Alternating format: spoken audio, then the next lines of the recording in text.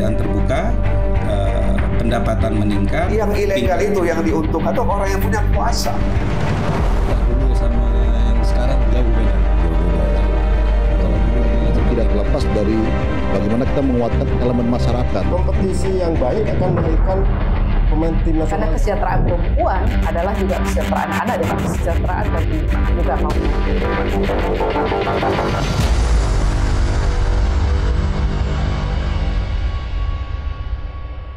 Hari ini Pak Romen, bagaimana suasana batin Pak Romen yang sudah dipublikasi, sudah dinyatakan di media bahwa Pak Romen akan di-PAW?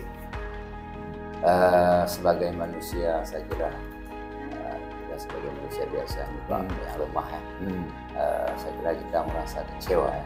Atau jangan-jangan Pak Haji Romen atau Bang Romen kurang store kali nggak? Saya pikir gini, saya sebatas kewajiban saya untuk partai ini saya penuhi. Di PDA berapa persen? Kalau persennya saya kurangi. Pak Wahyu berapa persen? Sama semuanya. Berapa itu? Ya potongan gaji aja. Ya. Ya. Nah ini hari ini saya lihat Pak Romen pakai baju partai. Kayaknya masih cinta banget sama PDA. Ya, tapi untuk sementara ini kan saya masih anggotanya PDA. Nyalek lagi enggak. Enggak. Kenapa? Kondisi internal dan sistem mereka mengatur kita dijadikan perkakas.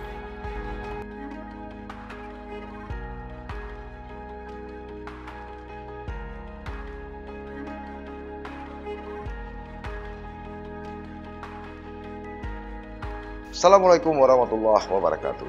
Sahabat Sisi Lain, berbagai fakta, data, dan peristiwa terjadi. Media mainstream, bahkan media sosial, melihatnya dari satu sudut, tapi kami mengungkapnya dari sudut yang berbeda. Ikuti Sisi Lain di channel YouTube Saleh Abdullah.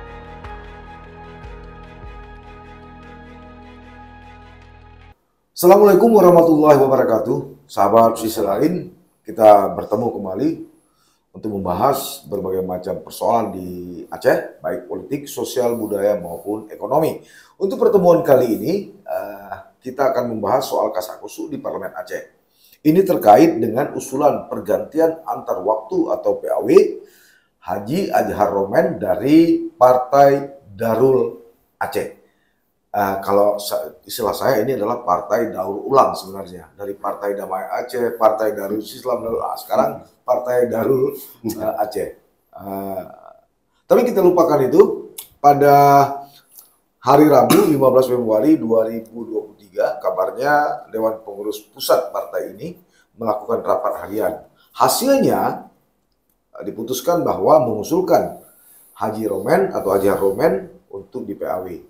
Dan pada tanggal 21 Februari atau 6 hari kemudian, pada tanggal 21 Februari 2023, DPP PDA mengirimkan surat usulan PAW tersebut ke Ketua atau Pimpinan DPR Aceh. Alasannya cukup sangat menarik, tidak pernah melaporkan hasil reses. Apakah alasan ini diterima oleh Haji Romen? Nah, nanti akan kita bincang-bincang. Untuk itu, hari ini kami mengundang dua anggota DPR Aceh dari Partai Darul Aceh, yaitu Pak Haji Azhar Romen dan Pak Wahyu Awahab. Dua-duanya ini terancam mau di-PAW. Awalnya isu Pak Wahyu, tiba-tiba yang diusulkan Pak Romen. Assalamualaikum keduanya. Waalaikumsalam. Nah ini saya mulai dulu ke Pak Romen. Iya Pak. Ya, saya panggil Pak Romen aja lah ya. Anda diusulkan untuk di-PAW. Alasannya Anda tidak pernah melaporkan hasil reses. Benar. Nah, menurut Pak Haji Romen ini masuk akal nggak ini usulannya? Saya pikir menyangkut persoalan reses ini ada mekanisme ya. Ada mekanisme kita di lembaga yang sebenarnya yang hasil reses ini bisa sampaikan ke sekretariat DPR Aceh. Terus yang bertanggung jawab segalanya itu kan sekretariat. Jadi kami bertanggung jawab untuk menyampaikan hasil reses ini ke sekretariat untuk disampaikan ke pemerintah Aceh. berbagai macam usulan atau hal-hal yang disampaikan oleh masyarakat selama kita dalam perjalanan reses itu sendiri. Jadi saya pikir kami tidak berkewajiban untuk melaporkan secara tertulis kepada partai karena memang tidak ada yang namanya instruksi dari partai ataupun ada surat perintah untuk melaporkan. Oke. Tapi artinya Pak Romen secara lisan ada melaporkan ke partai gitu ya? Secara lisan ada saya laporkan ke pimpinan saya. Artinya apa perkembangannya ada? Ada semuanya secara lisan. Secara lisan saya. Tapi sebelum keluar surat PAW ini tidak pernah ada teguran misalnya peringatan 1, SP1, SP2, SP3? Oh ya, tidak ada surat apapun. Tidak ada. Jadi tanpa hujan, tanpa badai keluar surat ini. Keluar surat. Nah, saya kembali ke pertanyaan tadi. Terlepas Pak Romen ada melapor secara lisan atau tidak, menurut Pak Romen sendiri alasan dari DPP, DPA, PEDA ini masuk akal nggak? Menurut saya tidak masuk akal. Nggak masuk akal. Tidak masuk akal.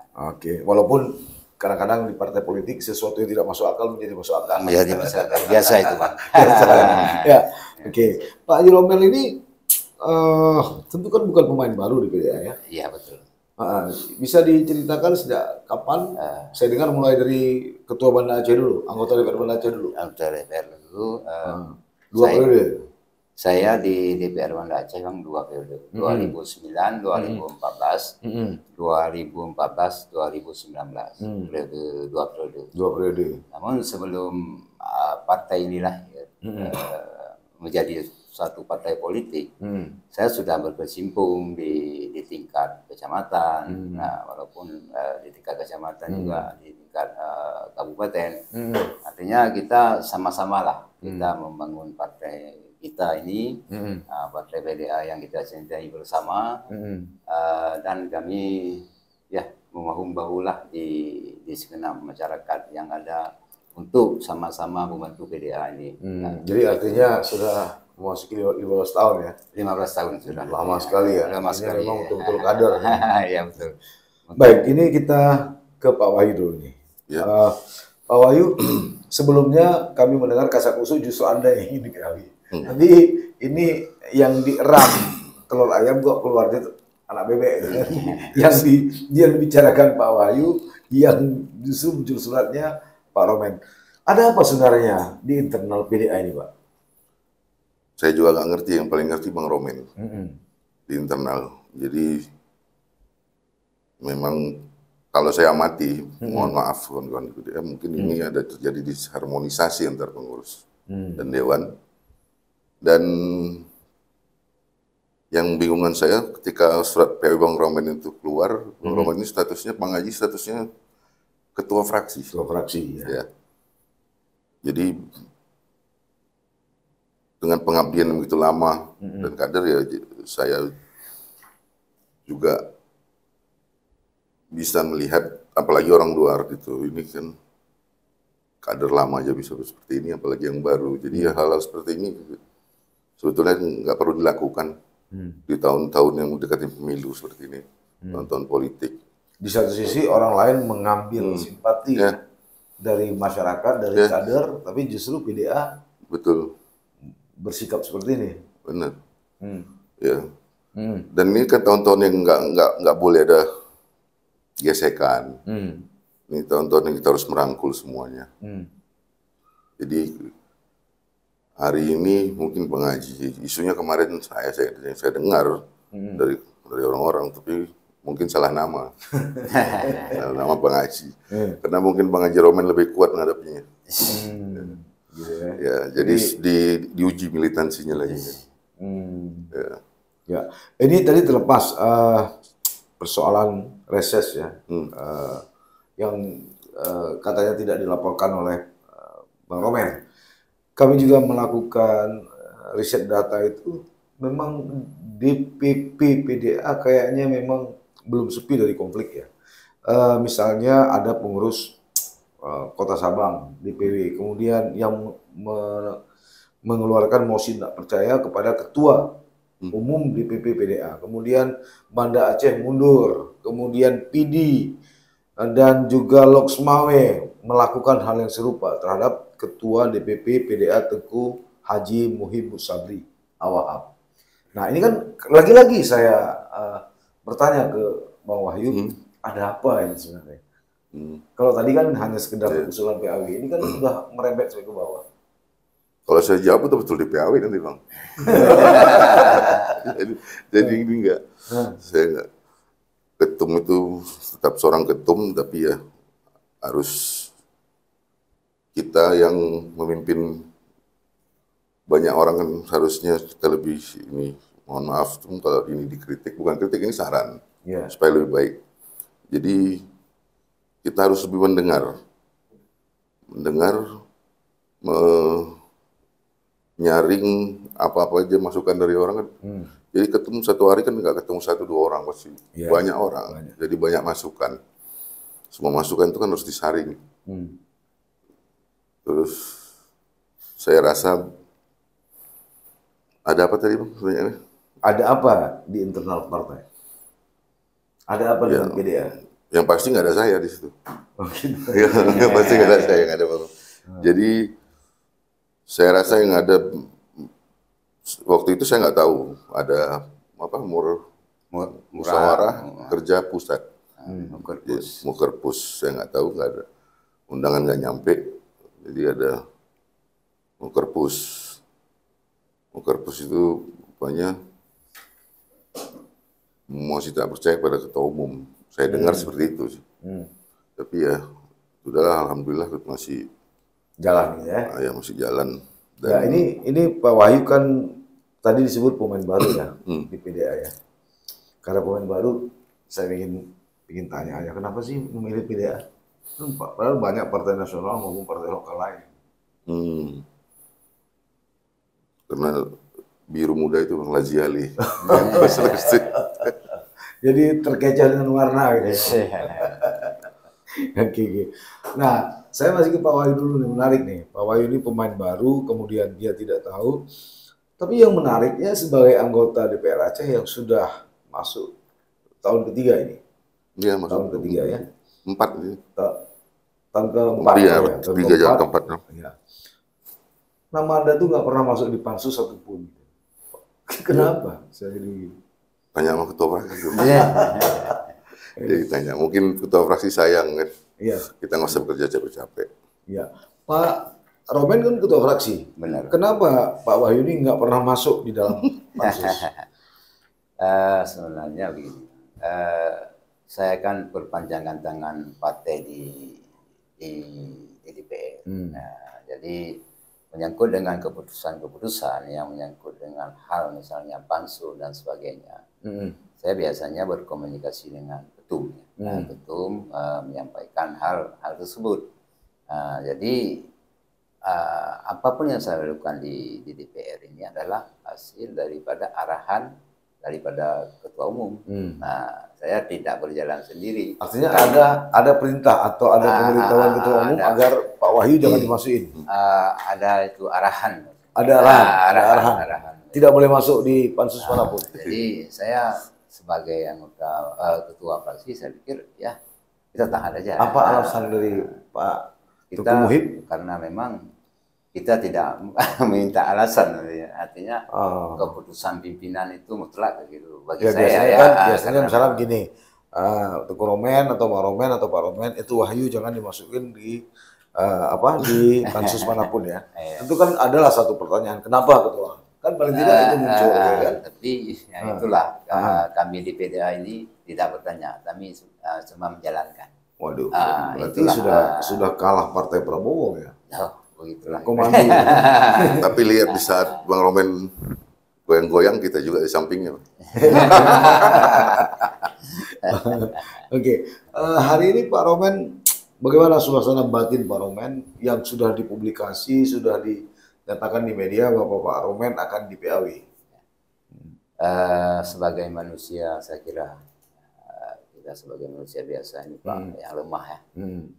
Saya kira kita merasa kecewa ya, kecewa atas sikap yang terlalu terburu-buru ya, tanpa asas mufakat dan juga hal-hal lainnya. Demokrasi sepertinya tidak ada lagi ya, karena memang tidak duduk secara bersama begitu, bersama. Tidak ada SP1, SP2, SP2 itu juga tidak, cuman sekedar disampaikan oleh pimpinan ketua. Dan sebetulnya saya sudah menyampaikan kalau memang saya mau di PAW, jangan sekarang, jangan sekarang. Kenapa? Alasan saya bilang, ini kan kita mau tahun politik. Nah, kalau sekarang saya di PAW, kemungkinan besar, saya bilang, kemungkinan besar, ada kawan-kawan yang ada kepingin untuk bergabung dengan PDA. Terhambat dengan situasi dan kondisi yang terjadi pada diri saya maksudnya. Nah, karena dengan alasan tidak melaporkan hasil reses secara tertulis, bisa di PAW. Nah, kecuali kalau melanggar hukum ya. Melanggar hukum, asusila itu kita pun silakan aja kan, nggak kita apa lagi. Dan saya sudah meminta kepada ketum untuk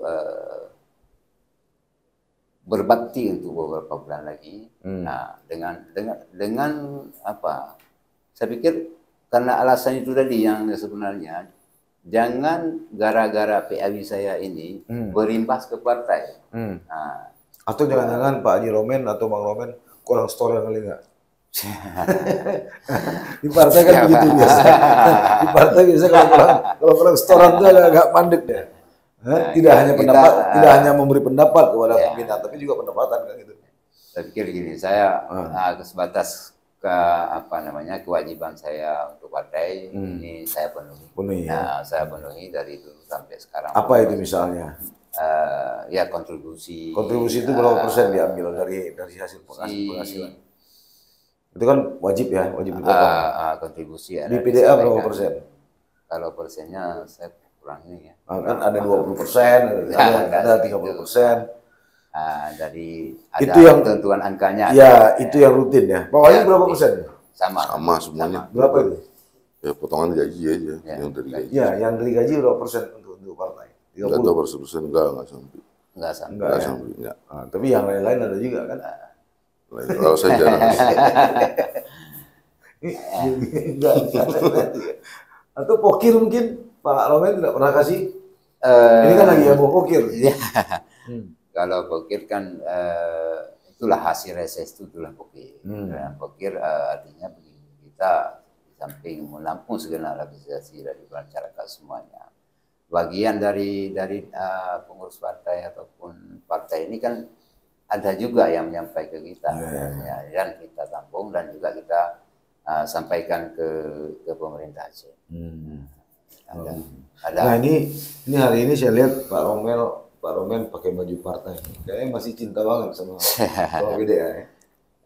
Ya, tapi untuk sementara ini kan saya masih anggotanya PDA. Nah, karena kemarin surat itu cuma memPAW saya tidak mencabut keanggotaan saya. Nah setelah saya masih PDA sekarang. Iya. Setelah mendapat surat itu kemudian dipublikasi, ada nggak terganggu di dalam keluarga? Misalnya istri tanya atau anak tanya kenapa bisa begini. Kalau teman-teman dekat biasalah. Kan? Tapi kalau keluarga ada nggak? Ada, semua pasti tahu lah. Perasaan Romen gimana?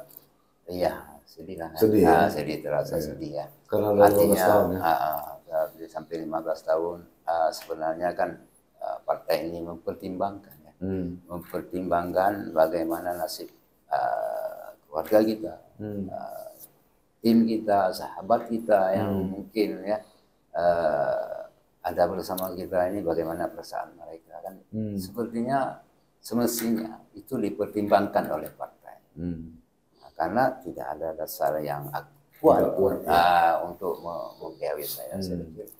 Ini suatu langkah yang keliru mungkin ya. Tidak ada perjanjian misalnya setengah-setengah periode sama Edi Sadikin ini? Yang tidak ada perjanjian apapun.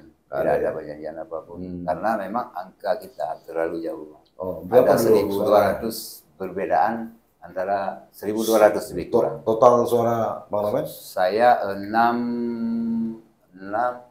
sekian lah ya. 6 sekian, 657 dan 667. Kalau Edi?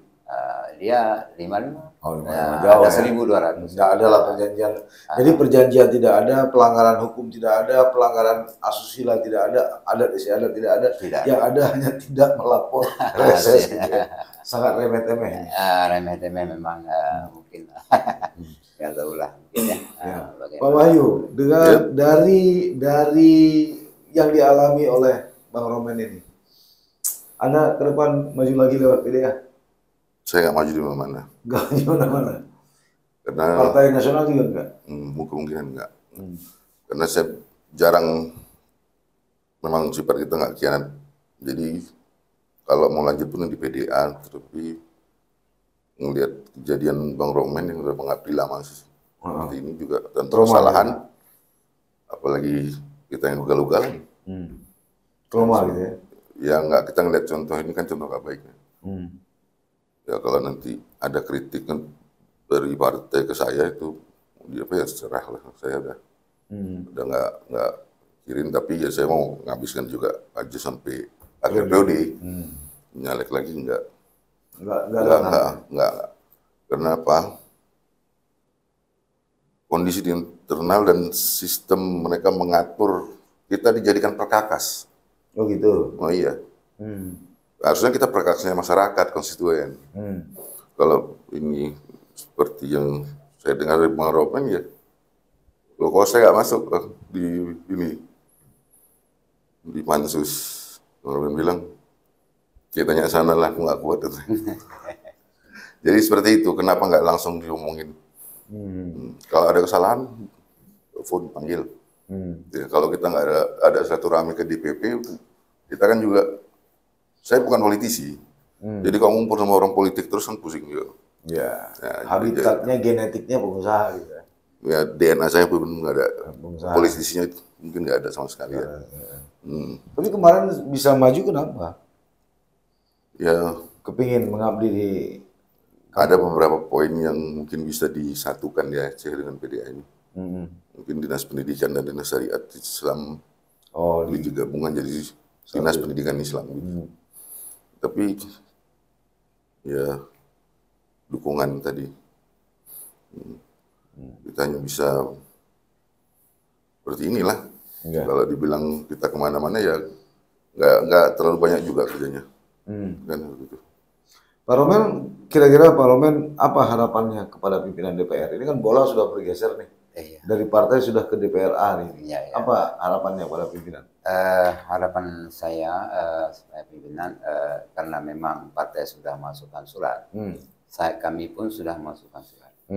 Surat penangguhan,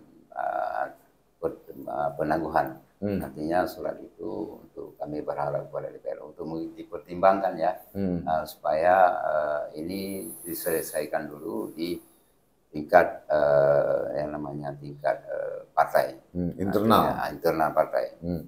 Karena ada 2 surat yang sudah kami kirimkan ke DPR, yang terakhir kemarin tanggal itu surat dari pribadi atau kuasa hukum?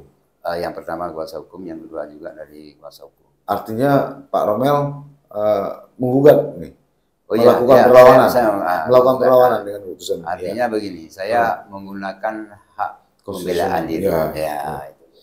Jadi nggak bawa-bawa parang lah. Nggak. Bermain konstitusional aja ya.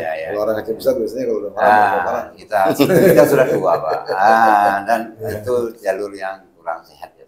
Artinya pimpinan DPR, teman-teman di DPR bisa lebih objektif ya, melihat persoalan Pak Romen ini ya. Ya, artinya memang ini agak sedikit lucu ini. Malah ketika berita ini muncul bahwa Pak Romen diusulkan PAW karena tidak pernah melapor hasil reses, banyak terjadi pembicaraan di warung kopi. Ini sebuah alasan yang sangat-sangat bukan artinya tidak masuk akal, tapi memang sangat remeh-temeh. Seperti yang saya bilang tadi, akhirnya kita berkesimpulan ini memang soal reses dalam konteks pokir, karena memang pokir yang paling seksi ini. Ya, seksinya. Pak Wahyu, kira-kira apa pendapatnya atau sarannya atau Saya nggak berani kasih saran di sini. enggak untuk pimpinan DPR lah kira-kira. Oh, pimpinan DPR. Kawan-kawan di DPR. Kawan-kawan DPR, saya lihat semuanya oke. Ya, Enggak, ini terkait kasus Pak. oh, ya kita harapkan agar bisa dibantu Pak Romen tetap jadi ketua fraksi dan tetap di tetap sebagai anggota dewan di DPR Aceh dan tidak terganggu, tidak berkurang apapun haknya dari hari ini kan yang ada dari awal dilantik kemarin. Karena ini fraksi kami kan fraksi gabungan. Jadi Ada PKB, PDA sama PDA, PDI ya. PDIP. Jadi kalau di satu fraksi gabungan ketua-ketuanya lah yang menentukan nanti siapa yang ganti Pak Romen kan seperti itu.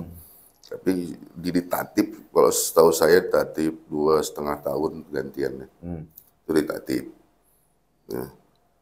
Jadi saya minta ke partai juga, ya kalau dibilang kelancangan terserah. Tapi ini tolong jaga harga dirinya Bang Haji kan. Karena dari sini kan orang ngelihat nih. Yang seperti saya bilang tadi, orang ngelihat kenapa seorang Haji Romen yang udah lama gitu. Jadi membuat orang akan menjauh dari sini. Maksudnya kalau kita sekarang harus menjaring bukan jauh. Kita jaring orang. Jaring simpati. Jaring simpati. Rucing. Jadi kita kan di sini perlu kawan-kawan juga untuk mendapatkan suara itu kan nggak kita sendiri juga. Iya. Kita perlu si A, si B, si C. Walaupun komposisinya kita yang buat gitu. Iya. Tapi itu kan memang sistem yang begitu. Kita harus cari suara buat partai, dan kedua buat diri kita. Baru kita lolos. Nah, kalau sudah lolos ya lolos itu. Satu pertandingan kalau udah habis selesai. Yang kalah-kalah, ya, yang menang angkat. Gitu. Jadi kalau partai yang, ya saya lihat, makanya seperti saya katakan tadi ya, memang saya bukan seorang politisi, kadang-kadang politik ini terlalu cepat dia seperti kalau kita bilang etika dipinggirkan dulu kan gitu. Terus sejarah dilupakan, persahabatan hilang gitu kan gitu. Jadi jalinan persahabatan silaturahmi antara keluarga Pak Romen dan Tuku Muhyidd. Ini kan udah lama Pak juga. Kan harusnya banyak pertimbangan gitu. Di sini saya dalam posisi memang membela Pak Romen, jadi bukan setengah-setengah. Kenapa? Yang pertama ini kan di bawah, seperti saya bilang tadi, terus harga diri partai juga di sini dinilai. Dan sosok seorang ketum juga di sini dinilai. Pengurus-pengurus di sini semua, masyarakat menilai. Apalagi partai berbasis Islam tuh. Ya, basis Islam. Ya, kalaupun nanti ada surat teguran sama saya, ya insya Allah mudah-mudahan jangan dilakukan. Biar dihabiskan aja dulu. Kalau mau cari ganti saya, nanti cari gantinya. Ya kan gitu. Yang ini udah saya, ya kita selesaikan. Karena kita nggak akan maju lagi dan mudah-mudahan seperti ini juga nantinya. Ya, Pak Romen menempuh jalur hukum ya? Ya, saya menyambut. Menggugat balik ya? Menggugat. Dasar gugatannya apa? Dasar menggugat ya gugatan yang sudah disampaikan ke DPR. Oh, nah, surat itu yang surat itu digugat. yang Digugat. Artinya kita minta dari majelis hakim nanti di partai untuk melakukan keputusan-keputusan. Nah, artinya saya mengharapkan kepada majelis nanti bersifat adil ya, adil terhadap keputusan-keputusan yang mungkin diambil ke depannya. Setelah masuk surat ini, Pak Romen already pernah dipanggil oleh pimpinan DPR? Untuk diberitahukan bahwa ini ada masuk surat usulan PAW? Oh, tidak. Belum ya? Belum. Cuman surat dari Sekwan yang menyampaikan kita melalui PDF gitu. Nah, berarti karena memang sudah kita ini, artinya disampaikan melalui itu. Tapi dari partai tidak ada surat apapun terhadap yang diberitukan terhadap saya. Apa sudah masuk surat PAW, tidak ada pemberitahuan. baik secara lisan maupun tulisan tidak ada. Baik Pak Romel, Pak Wahyu, saya kira pembicaraan kita sudah sudah cukup gitu ya. Sahabat sisi lain cukup buat kita tambah bahaya. Terlalu banyak cukup bahaya. Jadi bagi saya terlalu banyak semakin menarik sebenarnya. Sahabat sisi lain itu tadi perbincangan kami. Tidak ada teman dan lawan yang abadi dalam politik. Yang ada adalah kepentingan. Kata-kata pepatah ini ataupun falsafah ini hari ini terbukti pada Haji Romen. 10 tahun lebih mengabdi atau menjadi politisi partai Darul Aceh kalau sekarang. Ternyata dengan hanya persoalan tidak melapor hasil reses, itu semua tidak akan menjadi pertimbangan dan gugur. Jadi yang ada hanya kepentingan, kayaknya memang ini yang sedang dipikul Haji Romen. Kita berharap pimpinan dan anggota DPR bisa lebih objektif, bisa lebih realistis, terbuka mata dan hatinya untuk mempelajari secara lebih seksama usulan pengganti antar waktu yang disampaikan DPP PDA terhadap Haji Romen. Bagaimana ending dari usulan ini, tentu waktu yang akan bisa menjawabnya. Sampai bertemu. Assalamualaikum warahmatullahi wabarakatuh.